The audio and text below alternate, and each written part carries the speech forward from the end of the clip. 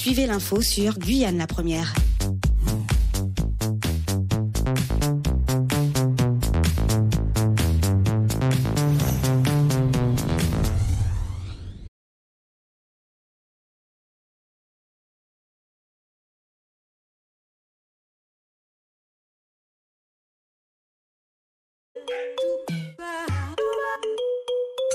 L'invité café. Notre invité café, les acteurs économiques sont-ils convaincus par le projet Montagne d'Or ? Nous en parlons ce matin avec le président de la FTPE, la Fédération des très petites entreprises de Guyane, Cédric Narayana. Bonjour Cédric Narayana. Voilà. Bonjour. Il a du mal à Bonjour, monsieur Torres. Alors, tout d'abord, deux petits mots concernant le prélèvement à la source de l'impôt sur le revenu. On en parlait il y a un instant. Une épine pour les entreprises ? C'est une organisation qu'il faudra encore avoir. Et c'est pour ça qu'il y a eu cette réunion d'information à la Chambre des commerces, justement pour qu'on puisse avoir les tenants et les aboutissants. On espère qu'il n'y aura pas de bug informatique concernant ces prélèvements à la source. Incontestablement, il s'agit d'une charge supplémentaire pour les entreprises. Oui, soient et petites, puis, moyennes, grandes. Exactement, Ouais. et que nous aussi, on devra contrôler pour voir si le montant a été juste. Bon courage. Alors, la Montagne d'Or, présentation du projet effectué la semaine dernière par le président de la CTG, s'agissant plus précisément du volet macroéconomique. Alors, Rodolphe Alexandre a-t-il séduit la FTPE sur ce point ? Je dirais que ce n'est pas M. Rodolphe Alexandre qui doit séduire, c'est plutôt la Montagne d'Or. En tout cas, c'était une bonne initiative de nous rassembler pour pouvoir parler de ce projet-là. Mais je vous dirais, nous, de notre côté, on est mitigés. On est mitigé. Pour l'instant, on n'a pas. Pour quelle raison ?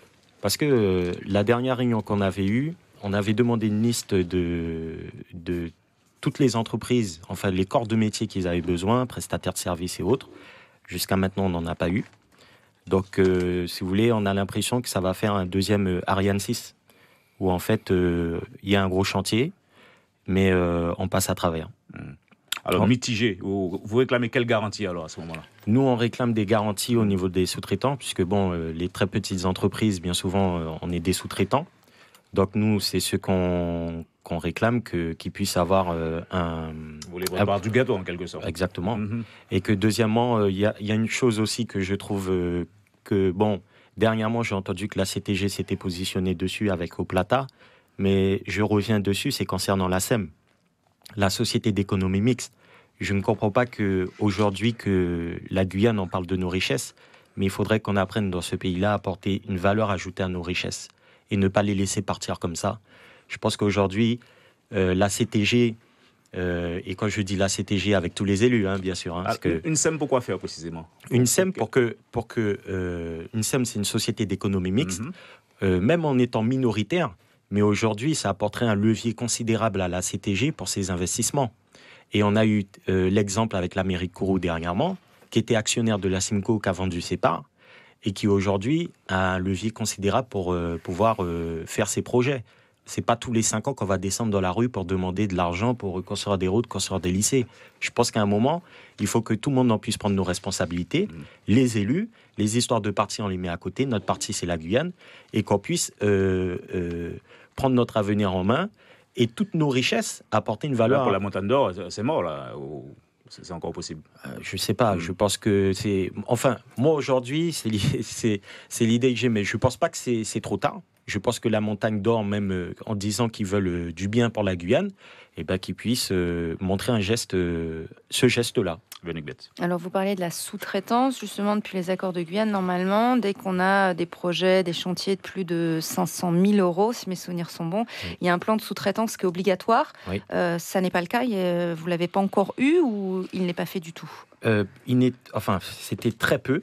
Il y a certains qui le faisaient, mais par contre, maintenant, on a créé une intersyndicale avec la FRBTP, les transporteurs et la FTPE, pour justement être très vigilant sur tous les appels d'offres qui vont sortir. À partir de... Ça fait plus d'1 mois maintenant qu'on a créé cette intersyndicale et on est aux aguets. Mais ça ne marche que pour les marchés publics. Typiquement, dans la Montagne d'Or...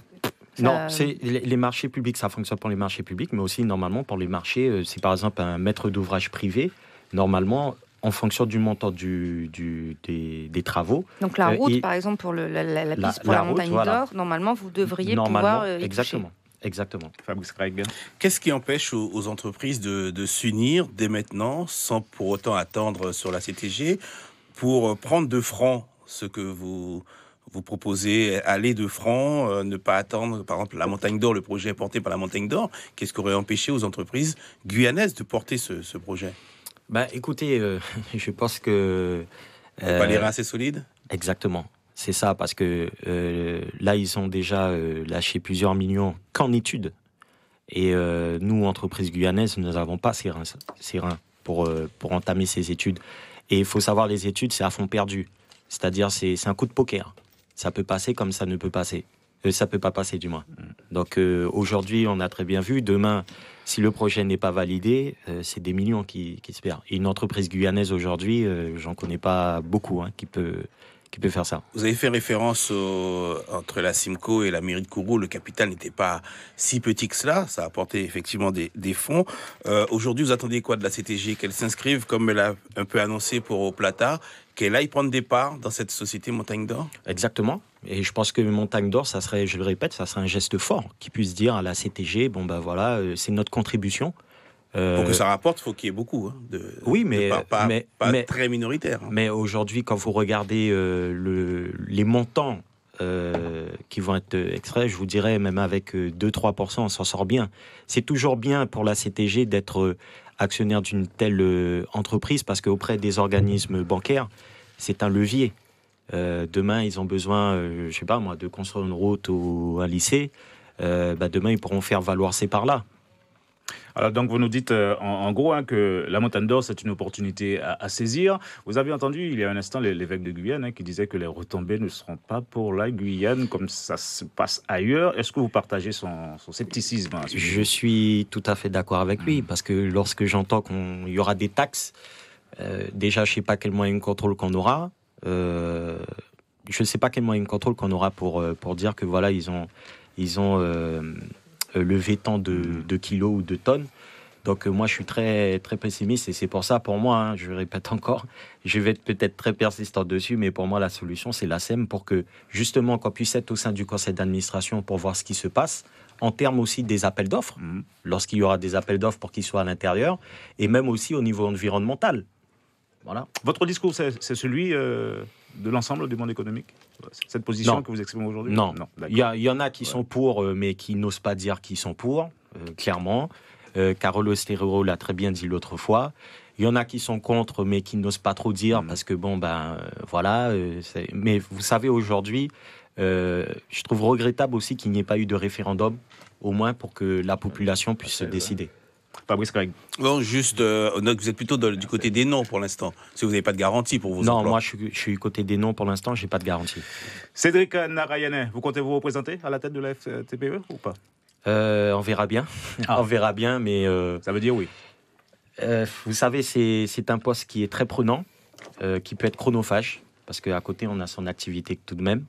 Et j'ai pas envie de tomber aussi dans le rythme de croisière où, en fait, on pense que tout est acquis. Et ça, c'est un piège. Donc, je suis en pleine réflexion. Nous verrons bien. Merci d'avoir répondu à nos questions. Merci.